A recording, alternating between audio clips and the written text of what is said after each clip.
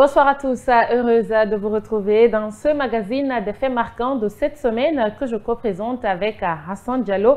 Bonsoir Hassan. Bonsoir Cham et bonsoir à tous. Au sommaire de ce récap, l'avant-projet de la nouvelle constitution a été présenté ce lundi au Conseil national de la transition. Le document comporte 250 articles et le président du CNT, Dansa Kourouma, a expliqué plusieurs de ces dispositions. Éléments sûrs. Dans l'actualité de cette semaine également, après 22 mois d'audience, le procès du massacre du 28 septembre 2009 est arrivé à terme au tribunal criminel de Dixine. Dans le box des accusés, seulement 4 ont été reconnus non coupables des faits mis à leur charge et les autres ont écopé de lourdes peines d'emprisonnement, notamment l'ex-président capitaine Moussa Dadis Camara et de son ex-aide de camp, le commandant Aboubakar Toumba Diakité. Plus d'explications à suivre dans ce magazine. Et puis, pour le reportage de la semaine, nous sommes allés à la rencontre de Sekou Donzo. Après une tentative d'immigration clandestine, ce jeune de retour au pays s'est lancé dans l'entrepreneuriat. Fier de ce qu'il est devenu aujourd'hui, il appelle les jeunes à entreprendre un métier. Et pour décrypter l'actualité de la semaine, nous recevons sur ce plateau M. Diallo Ansoumana Rabiaka, acteur de développement. C'est notre invité de parcours. Voilà pour le sommaire.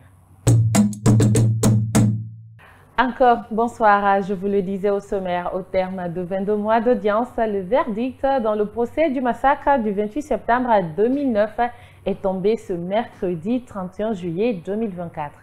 Wichama, le tribunal criminel de Dixine a reconnu coupable plusieurs accusés, dont le capitaine Moussa Dadis Camara, chef de l'État au moment des faits, Aboubakar Sidiki Diakité alias Toumba, Moussa Tchekbo Camara de crimes contre l'humanité.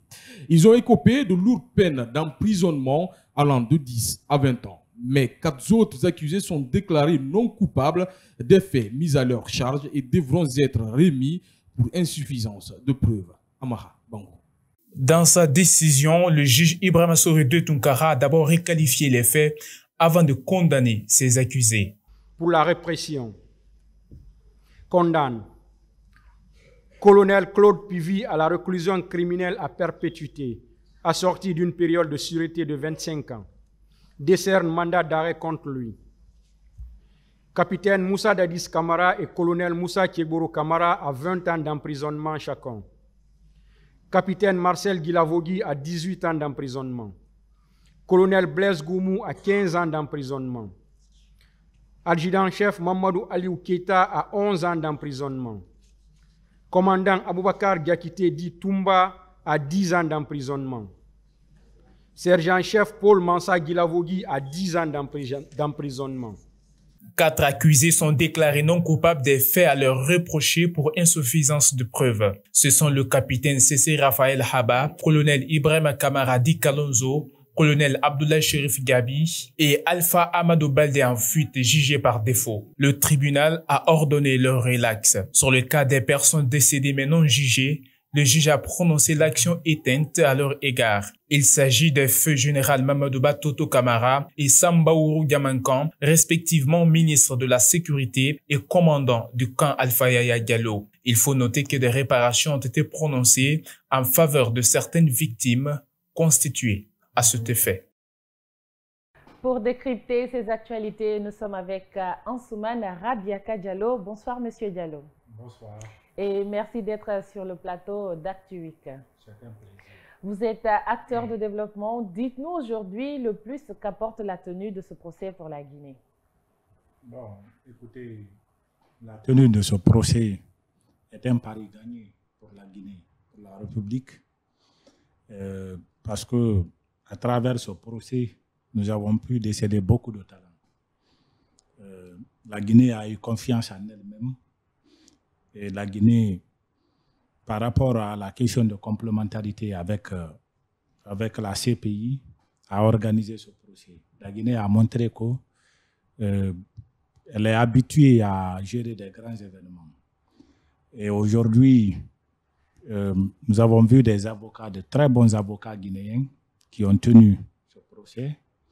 Nous avons vu le parquet, un très bon parquet, un parquet dynamique et excellent qui a travaillé sur ce dossier, mais également la composition du tribunal, le président du tribunal et ses deux assesseurs qui ont beaucoup travaillé dans ce procès. Donc, franchement, c'est une réussite et nous saluons vraiment la tenue de ce procès et nous disons merci au gouvernement de la République qui a bien voulu organiser ce procès parce qu'il y a eu quelque part la volonté politique en organisant ce procès-là. Donc, nous disons merci aux autorités actuelles et nous disons merci au peuple de Guinée. Justement, est-ce un signal de la justice guinéenne à l'endroit de tous les cadres du pays? Oui, bon, c'est un signal fort, très fort d'ailleurs. Je pense que les gouvernants doivent changer leur méthode de gestion de l'État. Et aujourd'hui, je pense que ça doit donner beaucoup d'exemples aux autres qui sont aux affaires et ceux qui viendront après aux affaires. Parce qu'il ne sert à rien de tuer un Guinéen. Il ne sert à rien de faire des exactions contre des citoyens libres. Il ne sert à rien d'opprimer le Guinéen. Mais la mission de l'État, c'est de protéger cette même population. Alors, ce que je voudrais dire par rapport à ça, honnêtement, ça doit servir d'exemple aux autres qui viendront après et dans le futur. Et nous ne voulons plus que ces actes se reproduisent en Guinée. Le Guinéen doit vivre en paix, le Guinéen doit vivre tranquillement à l'intérieur de la Guinée.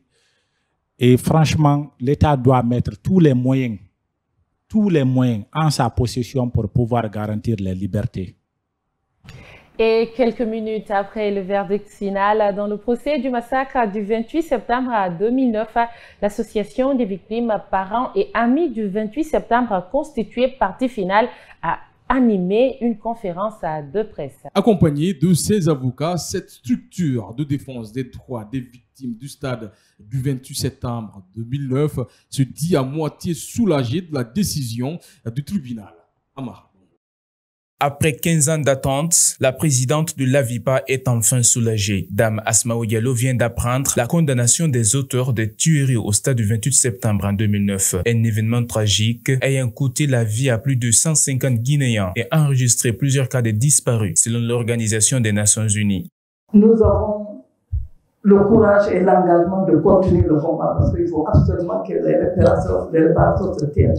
Et qu'on essaie de trouver les moyens pour sauver ces victimes. Pour chaque cas de crime commis, des montants de réparation allant de 200 millions à près de 2 milliards ont été prononcés par le juge en faveur de certaines victimes aux frais de 8 accusés. Asmaou Diallo tient à une chose. Nous tenons vraiment à ce que le ministère de la Justice et des droits de l'homme essaie de mettre tout à disposition pour que les victimes des événements du 28 septembre soient vraiment à l'aise, parce qu'aujourd'hui on est à l'aise, mais c'est à moitié. Le procès, qui a connu son épilogue ce 31 juillet, a pris fin au bout de près de 2 ans d'audience contre 12 accusés. Le tribunal a reconnu 8 coupables de crimes contre l'humanité et les a condamnés à des peines allant de 10 ans de réclusion criminelle à perpétuité. Et si l'AVIPA est à moitié satisfaite, le collectif de la défense de Moussa Dadis Camara n'est pas d'accord avec ce verdict.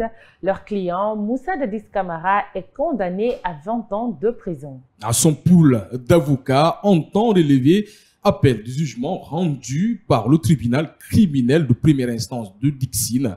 Ces avocats déclarent que leur client a été condamné pour des faits autres que ceux retenus contre lui. Les avocats de la défense de Moussa Dadis Camara disent être surpris par la condamnation de leur client pour crime contre l'humanité par le tribunal de première instance de Dixine. Ils estiment que cette condamnation est une violation des règles juridiques les plus élémentaires qui gouvernent tout procès criminel. Le collectif soutient que Dadis et ses co-accusés étaient renvoyés devant le tribunal criminel pour des faits autres que ceux retenus contre eux. Pour eux, Moussa Dadis Camara n'a jamais été entendu ou mis en demeure de s'expliquer sur des éléments constitutifs de crimes contre l'humanité. En définitive, le collectif des avocats de l'ancien président de la transition a rejeté la décision du tribunal et annoncé qu'il va relever appel. De même, le collectif se réserve le droit de saisir la Cour de justice de la CEDEAO. Une question pour vous, Monsieur Diallo. Pensez-vous que ce procès du massacre du 28 septembre est loin de connaître son épilogue? Bon, vous savez, dans un procès, il y a des phases. Il y a des droits reconnus aux parties. Donc, c'est normal que les avocats de Dadis ou de la partie civile ou de la défense font appel. C'est normal qu'ils fassent appel. Et puis voilà, si ça ne va pas là-bas, ils vont faire pourvoir au niveau de la Cour suprême. Alors, moi je pense que ce sont des phases, ils sont dans leur droit de dire ça, mais j'ai aussi un droit, c'est de ne pas commenter une décision de justice. Dans le reste de l'actualité, il était très attendu par le peuple de Guinée. Évidemment, Djena Boucham, l'avant-projet de la nouvelle constitution est enfin disponible. Il a été présenté lundi au Conseil national de la transition, CNT. Ce document de 250 articles selon la commission loi et constitution du CNT définira, s'il est accepté, les destinées de la Guinée pour les prochaines années. Dans sa Kourouma, la présidente du CNT est au micro dans Soubaïlou Baldé. Suivez. La nouvelle constitution dont l'avant-projet est articulé dans le rapport de présentation soumis aux composants de la vie nationale, conformément à la vision du chef de l'État, vise à restructurer la manière dont le pouvoir est conquis, transmis et exercé en Guinée. Tout en conservant les valeurs absolues d'une démocratie multipartite, elle vise à garantir le fait que le pouvoir ne soit plus uniquement l'apanage des seuls politiciens, mais qu'il émane directement des citoyens. Cela implique une participation accrue des citoyens dans les décisions politiques, renforçant ainsi la démocratie directe. Une constitution est un esprit incrusté dans une lettre qui doit, en tout lieu et en toute circonstance, être une réponse aux aspirations et préoccupations des citoyens des différents compartiments de la société. Son essence est la réponse aux préoccupations du peuple. Une constitution doit refléter et répondre aux préoccupations du peuple. Elle doit être élaborée en tenant compte de l'histoire du pays, des réalités actuelles et des aspirations futures. Cela signifie qu'elle doit être un document vivant, évolutif et adaptable aux besoins du changement de la société. Mais pas à n'importe quel prix, pas à n'importe quelle condition.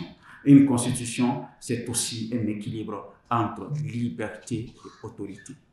Et à la fin de la présentation de l'avant-projet de la Constitution par le CNT ce lundi, les acteurs politiques présents à l'hémicycle ont exprimé leurs différences sur quelques points de ce texte qui sera soumis à un référendum. Certains leaders sont déjà opposés aux candidatures indépendantes lors des élections présidentielles. L'avant-projet de la Constitution présenté par le Conseil national de la transition est diversement apprécié par les acteurs politiques guinéens. Oyebe Avogui considère ce texte comme une proposition d'avant-projet. Déjà sur les candidatures indépendantes, il y voit des risques. Déjà, nous avons une position sur les candidatures indépendantes. Nous avons dit et nous réitérons que nous sommes pour les candidatures indépendantes aux élections locales, c'est-à-dire aux élections de base. Mais au niveau des élections nationales, il faut très méfier parce que si vous ouvrez les candidatures indépendantes aux élections nationales, c'est la boîte à Pandore. On ne sait pas finalement qui est qui et qui veut devenir quoi par rapport à quoi. Donc il y a un risque très élevé par rapport aux candidatures indépendantes liées aux élections nationales. C'est le même son de cloche au niveau de Hamidou Bari du Parti citoyen pour la défense des intérêts collectifs, PCDIC. Au niveau des élections nationales, on est formellement opposé parce que ça risque de donner la chance à des personnes dont on ne sait pas, dont on ne sait la provenance de leur moins de ressources pour devenir député demain. Cela risquerait de donner la chance à des terroristes, à des narcotrafiquants de devenir députés demain et sera, au lieu de construire le débat politique, cela risquerait d'être un frein à l'épanouissement de la politique dans notre pays. Le président de l'Alliance pour le changement et le progrès ACP, lui, est déjà convaincu par le contenu de l'avant-projet de la Constitution et pense qu'il aura l'assentiment de la population. Nous pensons que, honnêtement, ce projet de Constitution va requérir vraiment l'assentiment de la majorité écrasante des Guinéens Et comme on a dit, nous espérons que ça va résister au temps. On a dit pendant au minimum 30 ans. Nous pensons que ça peut dépasser les 30 ans si les textes sont respectés comme tels. Cet avant-projet de la Constitution était très attendu par les Guinéens. Tournons-nous vers notre invité. Vous aviez également suivi la présentation de cet avant-projet de la nouvelle Constitution. Monsieur Diallo, partagez-vous le point de vue de ces acteurs qui s'opposent à une candidature indépendante? Non, bon, vous savez, la candidature indépendante fait partie des innovations dans les constitutions, je dis bien dans les constitutions guinéennes. C'est la première fois en Guinée qu'on parle de candidature indépendante. Et pourtant, la Guinée a connu plusieurs constitutions. Il y a eu la constitution de 58, il y a eu la constitution de 82, il y a eu la constitution de 81, il y a eu la constitution de 2010, la constitution de 2020, et aujourd'hui, nous sommes en train de parler de l'avant-projet d'une autre constitution. Donc, de toutes ces constitutions-là, la candidature indépendante n'a figuré dans aucune. Alors, je pense aujourd'hui que c'est un acte à saluer. Et ce que le CNT a fait, honnêtement, ils se sont inscrits dans les annales de l'histoire de notre pays, parce que c'est un document historique. Ils ont montré au peuple de Guinée. Et je pense aujourd'hui, au lieu que les uns et les autres se focalisent sur tel est candidat, tel autre n'est pas candidat, ce n'est pas ça le débat. Est-ce que l'avant-projet de constitution présenté au peuple de Guinée, est-ce que ça répond aux aspirations du peuple? Est-ce que c'est une constitution qui permettra de garantir les libertés individuelles et collectives? Est-ce que c'est une constitution qui va permettre à la Guinée d'instaurer une bonne gouvernance? Est-ce que c'est une constitution qui permettra à la Guinée d'avoir l'égalité entre tous les citoyens? Voici des vraies questions qu'il faut se poser par rapport à l'élaboration, au texte qui se retrouve dans cette constitution-là. Donc, moi, je pense que c'est une très bonne chose. Je partage l'avis de ceux qui pensent qu'il y a eu innovation, mais je ne partage pas l'avis des autres qui estiment que tel doit être, tel ne doit pas être candidat. Ce n'est pas ça le débat pour nous. Parlons, travaillons sur la Constitution, les textes, expliquons les textes au peuple de Guinée parce que les gens ont besoin de savoir ce qui se trouve à l'intérieur. Justement, restons dans ce cadre. Hein. Candidature indépendante ou pas, comment appréciez-vous cet avant-projet de la nouvelle Constitution? Voilà, et j'apprécie. Et d'abord, vous me permettrez de dire merci à son Excellence, Monsieur le Président de la République, Mamadi Doumbouya. Vous savez, j'aime le dire souvent qu'il y a trois choses qui manquent à ce pays. La première des choses qui manque à ce pays, c'est le patriotisme. Deuxième chose qui manque à ce pays, c'est la volonté politique. Et troisième chose qui manque à ce pays, c'est l'ambition politique. Et le président a montré sa volonté politique de doter la Guinée d'une constitution. Et aujourd'hui, on parle de l'avant-projet de cette constitution, la mouture de cette constitution-là. Maintenant, il faut remercier aussi le CNT qui a abattu un travail colossal. Parce que la mission du CNT, c'est élaborer la constitution. Mais si le CNT n'élaborait pas cette constitution, qu'est-ce qu'on aurait dit? Donc, il faut les féliciter pour le travail fait. C'est un travail humain, c'est une œuvre humaine, mais nous devons travailler à perfectionner, à corriger les erreurs qui sont dans cette nouvelle constitution. C'est pourquoi on dit avant-projet de constitution. Donc, il y a eu beaucoup d'innovations, il faut le dire. Ils ont instauré ce qu'on appelle pour la première fois en Guinée, ce qu'on appelle le bicaméralisme. Ça veut dire quoi? Dans cette constitution, vous aviez un parlement, mais composé de deux, de l'Assemblée nationale et du Sénat. Pour la première fois, le Guinéen ne connaît pas le Sénat, parce que ça n'a jamais existé en Guinée. Ça, c'est l'innovation. Mais encore, qu'est-ce qu'ils ont fait? Ils ont encadré le pouvoir président, le pouvoir exécutif. C'est-à-dire, ils ont limité le pouvoir présidentiel. Et aujourd'hui, ils ont travaillé sur le rapport qui doit exister entre les trois pouvoirs, c'est-à-dire le pouvoir exécutif, le pouvoir législatif et le pouvoir judiciaire. Et c'est pourquoi vous allez voir que le travail qu'ils ont fait. Ils ont travaillé sur la composition du Conseil supérieur de la magistrature. Et là, ça, ce sont des avancées majeures qu'il faut saluer. Est-ce que la Guinée avait besoin de cette nouvelle constitution? Vu dans le passé, il y a eu beaucoup de changements de constitution et aujourd'hui, on revient avec une nouvelle constitution. Est-ce que la Guinée a justement besoin de cette nouvelle constitution? Ça, c'est une très belle question et je voulais soulever cette problématique. La problématique, c'est quoi? Je vais reposer votre question. Pourquoi tant de mutations constitutionnelles dans notre pays? Une très belle question. Pourquoi cette mutation constitutionnelle? La mutation constitutionnelle, c'est pour trouver quelque chose. C'est-à-dire, c'est de pouvoir instaurer la bonne gouvernance. Si vous voyez une constitution, on élabore une constitution par rapport à ça. Si ce n'est pas travailler sur la bonne gouvernance, permettre au pays d'avoir une bonne gouvernance, pourquoi élaborer une constitution? Il n'y a pas un pays sans constitution. Il n'y en a pas.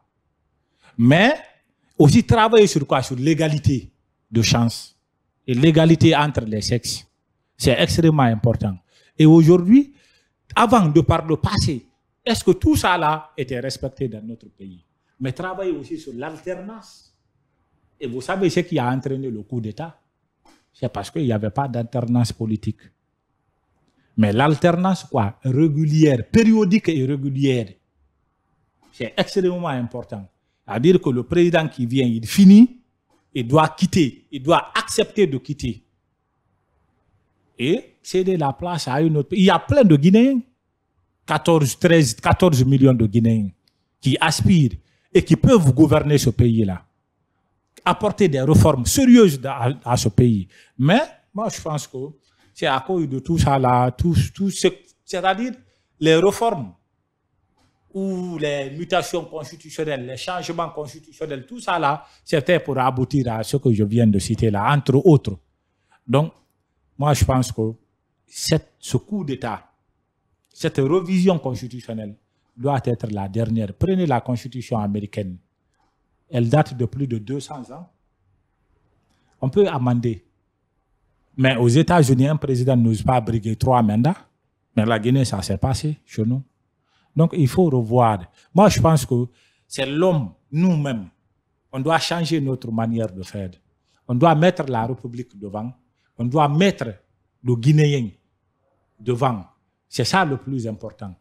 Et ne pas dire que non, c'est moi, c'est moi, c'est moi. Ça ne peut pas régler les situations. Et moi, je pense aujourd'hui que moi, j'appelle ces acteurs politiques à beaucoup, j'en appelle à leur conscience et à leur sens élevé de responsabilité. Tout n'est pas politique, tout ne doit pas être politique dans ce pays-là. Il faut qu'on travaille pour le développement de la Guinée. Il faut qu'on travaille sur les perspectives d'employabilité pour la jeunesse. Il faut qu'on travaille à sortir la Guinée du misère parce que la Guinée a tout. La Guinée a tout. La Guinée a des potentialités agricoles. La Guinée a des potentialités minières. La Guinée a des ressources forestières, des ressources touristiques, halieutiques qui peuvent permettre à la Guinée de se développer. Mais jusqu'à présent, pourquoi la Guinée ne s'est pas développée? Moi, je pense que c'est des vraies questions qu'il faut réfléchir et trouver des solutions que de se dire non, la Constitution, nous rejetons en bloc, la Constitution, nous prenons en bloc. Ce n'est pas ça le vrai débat. Justement, en parlant de mutation de la Constitution, jetons un regard dans le rétroviseur pour cette fois parler de l'historique des différentes constitutions que la Guinée a connues depuis 1958. Tout a commencé avec le Conseil territorial de la Guinée française depuis cette date jusqu'au renversement du régime d'Alpha Condé en septembre 2021. La Guinée est sa 5e république.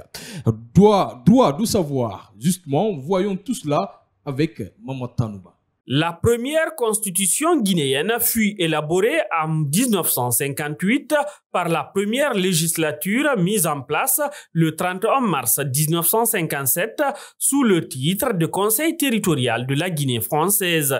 Elle était pluraliste. C'est cette même assemblée territoriale présidée par Saïfoulaye Diallo qui a proclamé l'indépendance de la Guinée le 2 octobre 1958. Automatiquement, elle est érigée en assemblée constituante en vue de rédiger la première constitution guinéenne. Après un mois d'activité activité, la première constitution guinéenne est adoptée le 10 novembre 1958 par les députés. Le président de la République, Ahmed Sékou Touré, l'a promulguée le même jour. En mai 1982, le pays entre sous la phase de la Deuxième République en adoptant une nouvelle constitution le 14 mai 1982. C'est cette constitution qui proclama la naissance de la Deuxième République, connue sous le nom de la République populaire et révolutionnaire de Guinée. La même constitution consacre l'institutionnalisation du parti-État. Après la mort du président Ahmed Sékou Touré en mars 1984, une nouvelle et longue transition s'ouvre sous l'ère du colonel Lansana Conté. Le 23 décembre 1991, une nouvelle constitution qui consacre le multipartisme intégral est promulguée à la faveur d'un référendum. C'est l'avènement de la Troisième République. Cette troisième constitution, dite loi fondamentale, comprend 96 articles répartis dans 12 titres. Le 7 mai 2010, une nouvelle constitution est promulguée par le général Sékouba Konaté sans la soumettre à l'approbation de la population par référendum. Cette quatrième constitution comprend 162 articles répartis en 19 titres. L'élection du président Alpha Condé en 2010 marque l'avènement de la quatrième république précédemment consacrée par la constitution de mai 2010. Une constitution remise en question au crépuscule de son second et dernier mandat. Le dimanche 22 mars 2020, les Guinéens sont convoqués aux urnes pour un double scrutin rassemblant les législatives et un référendum constitutionnel contesté. La nouvelle constitution est finalement promulguée par Alpha Condé le 7 avril 2020. Une constitution qui sera dissoute le 5 septembre 2021 suite au renversement du régime d'Alpha Condé par le colonel Mamadi Doumbouya. D'alors, dans l'actualité de cette semaine, toujours Hassan, le gouvernement guinéen a présenté mercredi devant les conseillers nationaux de la transition le projet de la loi de finances rectificative LFR exercice 2024. Ah oui, Cham, c'est un exercice qui va consister à la révision des prévisions budgétaires de la loi de finances initiale. L'inflation, la situation macroéconomique du pays et tout ce qui entre en matière ont été livrés. Les chefs de département sectoriels, chacun a livré les ambitions gouvernementales pour soulager les populations guinéennes. Ansoubaïlou Baldé. C'est un budget réparti en recettes et en dépenses. Les prévisions changent par rapport à la loi de finances initiale pour 2024 et les deux ont connu une augmentation selon le ministre du budget Fassine Silla. En matière de recettes, les prévisions sont à 30 742 milliards, soit une progression de 2,7% par rapport à la loi des finances initiale. La pression fiscale qui en résulte s'établit à environ 12% du PIB contre 13% dans le budget initial. Cette baisse s'explique principalement par les avantages fiscaux accordés pour soutenir les investissements massifs en cours dans notre pays, notamment la réalisation du gigantesque projet du Simandou. En matière de dépenses, les révisions sont portées à 38 650 milliards, soit un accroissement de 2,6 par rapport à la loi des finances initiale. Elle se décompose en budget général pour 37 234 milliards, soit 96%, et en budget d'affectation spéciale pour 1000 milliards, 376 millions. Pour la mobilisation des recettes à l'interne, le gouvernement met à contribution les régies financières. Pour la mobilisation des recettes intérieures, les régies contribueront comme suit. La Direction générale des impôts à hauteur de 53%, la Direction générale des douanes pour 37% et la Direction générale du Trésor et de la comptabilité publique pour 10%. En ce qui concerne les recettes extérieures, elles sont révisées à la hausse à 21%. Elles concernent les dons, projets et programmes d'investissement ainsi que les appuis budgétaires dans le cadre du Fonds commun de l'éducation. Ce budget prévisionnel note plusieurs projets de développement en faveur des populations guinéennes, les infrastructures, la santé, l'éducation, la justice, entre autres. Et notre reportage de la semaine, pour terminer, il nous amène à la découverte d'un jeune entrepreneur à Sekou Donzo, c'est son nom. Il est pneumatique à Kaporopon, dans la commune de Ratoma. Hassan. À Wicham, après une tentative ratée de l'immigration clandestine entre 2014 et 2019, Sekou Donzo est rapatrié en Guinée suite à une arrestation en Algérie. Son retour au pays a été une source de motivation pour la création d'une entreprise. Ce sera un atelier de réparation des pneus. Aujourd'hui, cet atelier a donné naissance à plusieurs autres ici à Conakry. Il se dit fier et encourage chacun à l'apprentissage des métiers. Sekou Donzo n'a pas eu un destin facile dans sa tendre jeunesse. Après un échec au BPC en 2014, il décide d'abandonner les études et se lance sur le chemin de l'aventure. Il va dans un premier temps séjourner dans quelques pays de la sous-région avant de rejoindre l'Algérie dans un projet de l'immigration irrégulière pour traverser la Méditerranée. Sekou Donzo sera dissuadé par ses parents, notamment sa mère. Il est arrêté par les autorités algériennes et mis à la disposition de l'OIM. À son retour en Guinée, Sekou Donzo décide alors de reprendre le métier de pneumatique qu'il a appris avec son père. Aujourd'hui, il possède à son compte 4 ateliers dans la capitale et gagne dignement sa vie. Je me suis dit, au lieu que je me fatigue dans ma vie pendant que j'ai un métier, pourquoi ne pas aller pratiquer mon métier? Voilà comment j'ai pris la route de Conakry. Je suis revenu et je suis allé à l'atelier de mon papa d'abord en ville. J'ai commencé à travailler et petit à petit, j'ai commencé à construire pour moi-même. Et j'ai ouvert mon premier atelier et j'ai fait une demande à mon père que si je peux être en liberté et travailler pour moi-même. C'est une chose qui n'a pas été facile, mais par la grâce de Dieu et par les paroles des parents, ça s'est réalisé comme je veux. Sekou Donzo encourage les jeunes Guinéens à entreprendre dans leur propre pays. Je les conseille de se baser sur l'entrepreneuriat. Quand on dit un entrepreneur, c'est-à-dire qu'il faut entreprendre. Entreprenez quelque chose, au moins demain, avec quoi vous allez vivre. Aujourd'hui, la politique est bonne, parce que tout ce que nous faisons dans la vie, c'est de la politique. Est-ce que vous voyez? Mais faites la politique pendant que vous avez quelque chose de revenu. Parce que pour celui que vous vous battez, ou bien pour celui que vous faites, une fois qu'il sera au pouvoir demain, il ne saura même pas si telle personne s'est battue pour moi. Le domaine qu'occupe Sekou Donzo pour exercer sa profession appartient à Mohamed Milimono. Celui-ci apprécie le courage du jeune Sekou. Quand on trouve un jeune au moins qui est là, qui coupe la sueur, qui a vraiment le courage sur son domaine, bon, il faut l'encourager. Parce que par rapport à Donzo, on le voit quand même, il aime son travail. À partir de 6 h, il est là jusqu'à 19 h.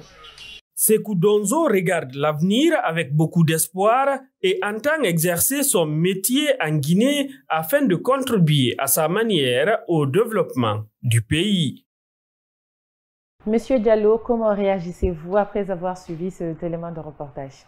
Non, c'est extrêmement important. C'est un volet qui est important et puis c'est l'actualité, l'immigration clandestine.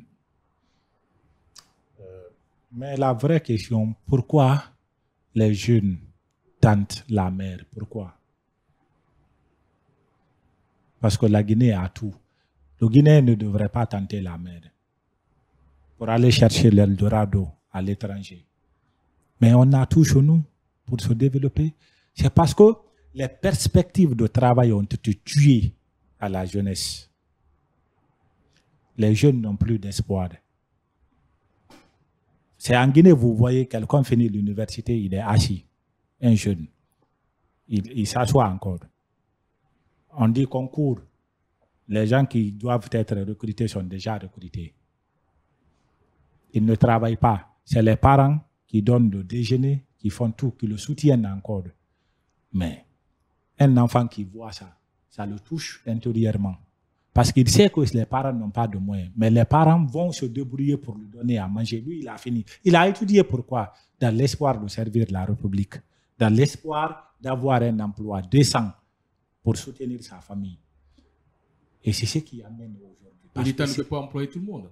L'État ne peut pas employer tout le monde, mais l'État doit créer des mécanismes de soutien à ces jeunes-là pour qu'ils puissent entreprendre. Vous ne pouvez pas demander à un jeune de 20 ans, de 23 ans, de 25 ans, de 30 ans, de lui dire, bon, il faut amener quelque chose d'abord, après on va augmenter ça, vous allez commencer à travailler. Non. Il y a des banques ici. L'État devait garantir en principe pour ces banques-là et donner du crédit aux Guinéens. Parce que tout simplement, ils sont Guinéens. C'est le travail de l'État. En Europe, c'est comme ça. En Europe, tout est crédit. Même le véhicule, c'est crédit. Je vois des jeunes aujourd'hui qui font taxi, moto. Vous pensez que c'est leur vocation, non? Ces jeunes-là, il y a beaucoup d'universitaires parmi ces jeunes qui ont des diplômes universitaires. Beaucoup. Mais ils tentent leur chance dans les concours de recrutement. Au privé même, ils viennent. Mais les gens sont recrutés par relation. Et des fois, ceux qui sont recrutés ne sont pas à la hauteur. Ces jeunes-là qui font taxi aujourd'hui, ils sont meilleurs que ceux qui sont dans les bureaux. Et c'est vrai. Alors, c'est à l'État de créer des conditions de travail pour ces gens-là. Et c'est pourquoi je dis que l'État doit prendre sa responsabilité. Et il y a des pistes de solutions à proposer à l'État. C'est quoi, par exemple? Tous ceux qui font taxi moto, puisque maintenant, c'est devenu leur travail, leur job, l'État peut commander des milliers de motos, des millions de motos, voire les amener ici, donner à ces jeunes-là, puisqu'il y a la biométrie aujourd'hui. Donc, donner à ces jeunes-là, chaque fin de mois, ils viennent payer quelque chose. Mais là, l'État aurait aidé ces jeunes dans le cadre de l'entrepreneuriat que vous êtes en train de dire. Chaque fin de mois, ils payent. Quand ils finiront de payer, la moto leur revient automatiquement. Mais ces femmes aussi qui sont là, parce qu'il n'y a pas que de jeunes garçons. Il y a des jeunes filles, des jeunes dames même qui prennent la mer aujourd'hui. Des femmes enceintes. Des femmes enceintes qui prennent la mer. C'est extrêmement important. C'est un sujet sensible.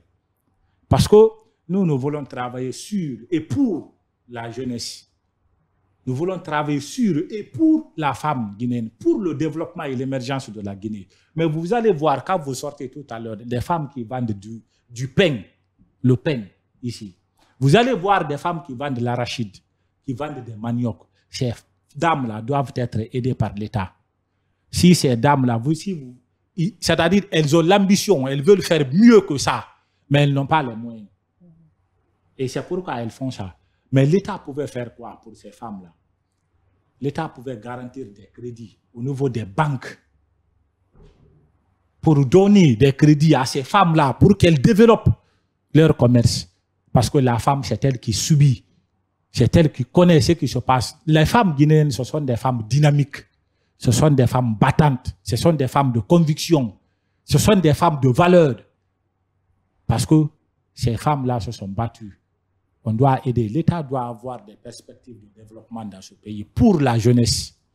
Et ce que je voudrais dire, créer de l'emploi pour la jeunesse, il faut nécessairement amener d'autres à la retraite.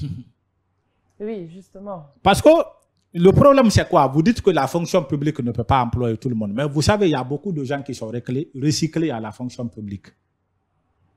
C'est-à-dire, on diminue l'âge. On ne veut pas aller à la retraite. Mais la retraite, c'est une bénédiction. C'est une bénédiction. Ce n'est pas donné à tous.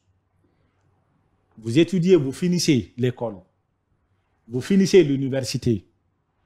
Vous travaillez. Vous avez la chance d'être employé. Vous travaillez jusqu'après 30 ans. On vous dit, mais reposez-vous. Vous pensez que c'est donné à tout le monde? Non. Beaucoup de gens ne voient pas ça. Mais les gens voient l'aspect économique. Je ne travaille plus, donc je ne peux plus faire des magouilles. Je ne peux plus détourner de l'argent. Je ne peux plus avoir de l'argent. Ce n'est pas ça, donc, la retraite. Vous voulez dire que le recyclage, le plus souvent, est lié à l'aspect corruption? Non, c'est lié à l'aspect corruption. Ça, c'est très clair.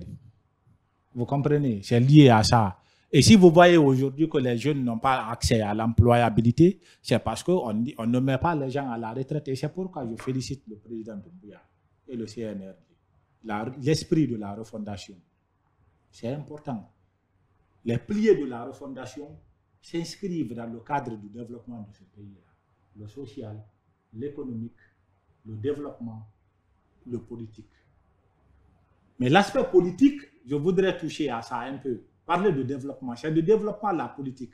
Parce que toutes les décisions, qu'elles soient culturelles, qu'elles soient politiques, qu'elles soient économiques, qu'elles soient sociales, elles sont prises par l'homme politique. Bon, vous dites que c'est les politiques le problème de la Guinée, Justement, en grosso modo. Justement, c'est ça le problème. Parce que les politiques ne parlent pas de développement. Les politiques parlent de politique politicienne. C'est moi qui dois être là. C'est moi qui dois faire ça. Ces politiques-là, ils ont des partenaires à l'étranger qui peuvent venir investir dans ce pays-là. Est-ce qu'ils le font? Moi, à Rabiaka, je suis entré en Guinée. J'ai proposé au gouvernement et je vais proposer au CNRD. J'ai des partenaires étrangers. Je suis prêt à ce qu'ils viennent travailler à leurs propres frais en Guinée. Et sur des programmes de BOT, c'est-à-dire ils préfinancent les travaux, ils font des infrastructures routières. Ils font des hôpitaux. Niveau 4, niveau 5, niveau 3. Sur l'ensemble du territoire national, ils font des stades. Sur l'ensemble les logements sociaux, ils sont prêts à le faire. C'est ça le patriote. Il faut animer d'un esprit de développement de ce pays-là. Mais ne pas profiter des crises et se faire des sous. Donc, non, on ne veut pas ça. En quelque sorte, vous voulez dire que les politiciens guinéens manquent de l'esprit patriotique? Non, mais écoutez, la nouvelle constitution, vous avez vu, ils ont fait tout à l'heure un communiqué. Ils ont fait un communiqué, ils ont dit dans le communiqué qu'ils rejettent en bloc. Mais analysez d'abord tous les aspects, tous les angles de la constitution là. Ressortez l'aspect positif et l'aspect négatif et faites des propositions dans ce sens. Mais vous ne pouvez pas rejeter en bloc parce que tout n'est pas mauvais. Mais vous savez pourquoi? Parce qu'il y a des agendas cachés. Qui est candidat, qui n'est pas candidat, je ne rentre pas dans ce débat et je ne suis pas là pour ce débat. Alors, intéressons-nous sur les grandes victimes de l'immigration clandestine. Aujourd'hui, est-ce qu'il faut encourager l'entrepreneuriat pour freiner l'immigration justement clandestine? Naturellement, l'entrepreneuriat, mais l'employabilité. Il faut créer des perspectives de travail. Des perspectives de travail. Parce que ça a été tué en la jeunesse guinéenne. On a tué les perspectives de travail en la jeunesse ici, dans ce pays-là. Mais pourtant, il existe des incubateurs aujourd'hui qui accompagnent les jeunes. Mais écoutez, on dit projet jeune. Tout le temps, vous entendez renforcement de capacité pour les jeunes. Tout le temps, vous entendez, non, on a débloqué des fonds pour des jeunes. Quels jeunes on a employés? Allez-y dans les quartiers, les jeunes vont vous dire s'ils sont employés ou pas. C'est des poches d'argent. Il faut qu'on arrête. Le patriotisme doit dominer dans ce pays-là. Et les jeunes sont venus pour ça. Ils vont prendre leurs responsabilités et la Guinée ira de l'avant. Non, c'est-à-dire, il y a quelque chose, ça me fait mal en parlant de la Guinée. La Guinée, en 5 ans, je vous dis, en 5 ans, on peut construire, en 5 ans, on peut détruire.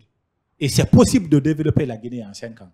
Possible de développer la Guinée en 5 ans. Possible d'amener la Guinée loin, plus que le Sénégal, plus que la Côte d'Ivoire. Parce que nous avons toutes les ressources et les potentialités nécessaires pour que la Guinée se développe. Mais le patriotisme, la volonté politique, l'ambition politique a manqué. Je vais vous faire une étude comparative sur les régimes politiques. Vous allez comprendre ce que je suis en train de dire. C'est de la vérité crue. La Première République n'avait pas de moyens, n'avait pas d'argent pour que les autres puissent comprendre. Parce que moi, je parle pour le bas peuple. C'est pourquoi je n'emploie pas des gros mots. C'est-à-dire, autant de Sékou Touré n'avait pas les moyens. La Première République, il n'y avait pas de moyens. Mais la Guinée était premier en tout. En diplomatie, la Guinée était premier. En sport, la Guinée était premier. En études, la Guinée était premier. En culture, la Guinée était premier. Ou bien. Mais il n'y avait pas de moyens. Parce que les institutions de Bretton Woods, et même la France n'était pas d'accord avec la Guinée à l'époque, ils s'étaient tournés vers les pays de l'Est, mais ceux-ci aussi n'avaient pas de moyens. Et à l'époque, vous connaissez le niveau de développement de ces pays-là. Mais aujourd'hui, depuis le multipartisme, l'avènement du multipartisme, l'avènement de la démocratie dans ce pays-là, c'est ici, vous voyez, les institutions de Bretton Woods, c'est-à-dire la Banque mondiale ou le Fonds monétaire international, amènent beaucoup de milliards en Guinée pour que la Guinée puisse présenter des projets qui puissent absorber l'argent là et travailler l'argent là en Guinée, Mais on dit que non, la Guinée n'a pas la capacité de monter un projet capable d'absorber l'argent là. On prend l'argent là, on retourne en Côte d'Ivoire. Donc c'est la démocratie qui freine le développement guinéen. Non, pas la démocratie. C'est-à-dire quand vous prenez la démocratie à ses principes, la démocratie en soi, elle n'est pas mauvaise. C'est la mauvaise utilisation de la démocratie qui pose problème. Quand on parle de séparation des pouvoirs, c'est un des principes sacro-saints de la démocratie. Quand on parle de la liberté individuelle et de la liberté collective, c'est des principes sacro-saints de la démocratie. Quand on parle de l'alternance politique, de l'alternance au pouvoir, c'est les principes sacro-saints de la démocratie. En soi, elle n'est pas mauvaise, la démocratie, mais c'est l'utilisation qu'on en fait de la démocratie qui est mauvaise. Et c'est ça c'est l'homme politique qui le fait. Donc il faut quoi? Pour freiner l'immigration, il faut créer les perspectives de travail, créer de l'employabilité. On peut créer de l'emploi ici. Je vais vous dire quelque chose. Ceux qui font, les jeunes qui font taxi, ceux qui ont fait mécanique, et ça c'est un problème. Tous les Guinéens veulent être cadres supérieurs là, universitaires. Mais entrer à l'université, ça ne veut rien dire là. Ceux qui ont développé d'autres pays, c'est la formation technique et professionnelle qui développe les autres pays, même les pays développés. Mais la Guinée déverse plus de 16 000 étudiants par an. Et ça s'est accumulé sur la tête de la Guinée et c'est devenu un problème social. Et il faut régler cette question-là. Aujourd'hui, il y a des mécanismes à mettre en place pour permettre à la Guinée de régler ce problème d'employabilité. Je vais vous dire, il faut une synergie d'action entre le ministère de la fonction publique et du travail, le ministère de l'enseignement supérieur et de la recherche scientifique et l'exécutif, c'est-à-dire la présidence de la République. Qu'est-ce qu'il faut faire? Il y a aujourd'hui ce qu'on appelle la direction nationale des concours et examens. En principe, ça ne doit pas être logé au sein du ministère de l'enseignement préuniversitaire. On devait le loger, ce service, au ministère de l'enseignement supérieur.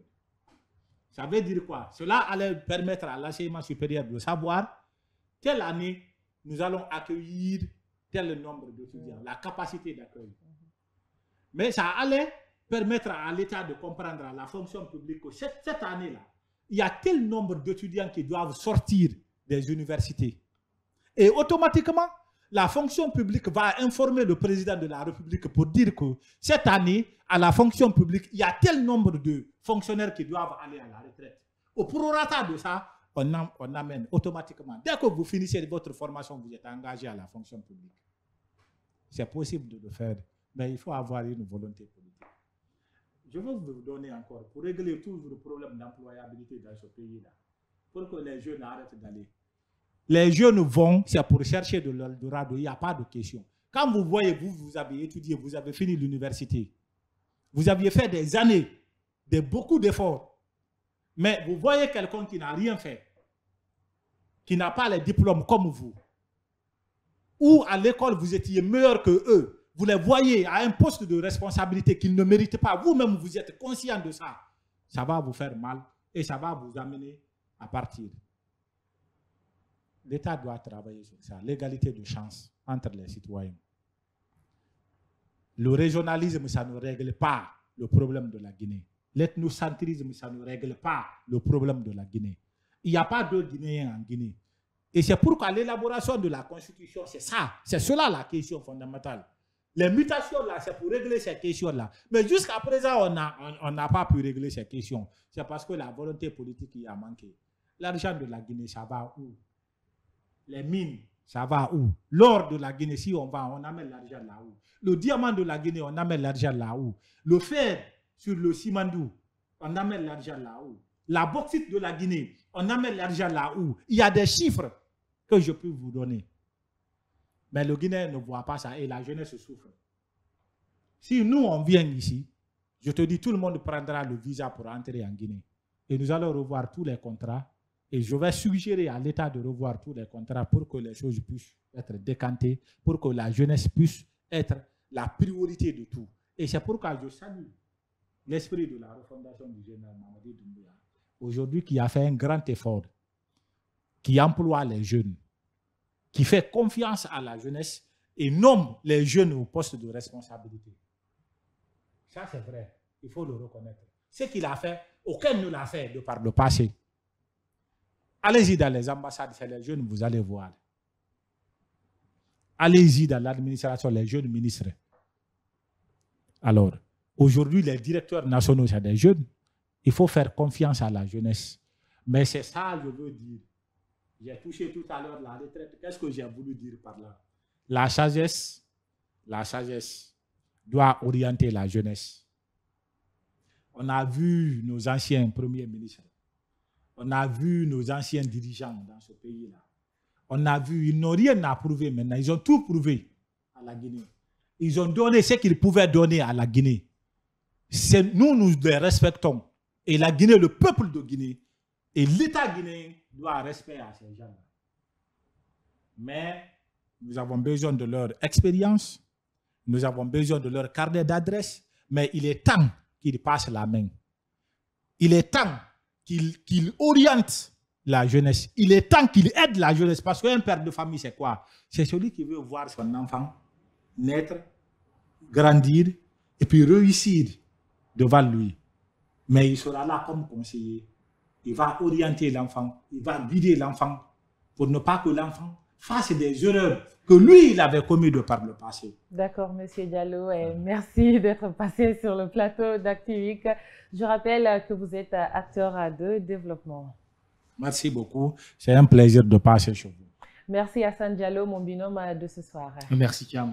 Et puis, c'est la fin de ce magazine consacré aux faits marquants. Merci de l'avoir regardé. Merci à toutes les équipes qui ont participé à la réalisation de cette édition. À la semaine prochaine pour d'autres faits marquants de l'actualité. Bonne soirée.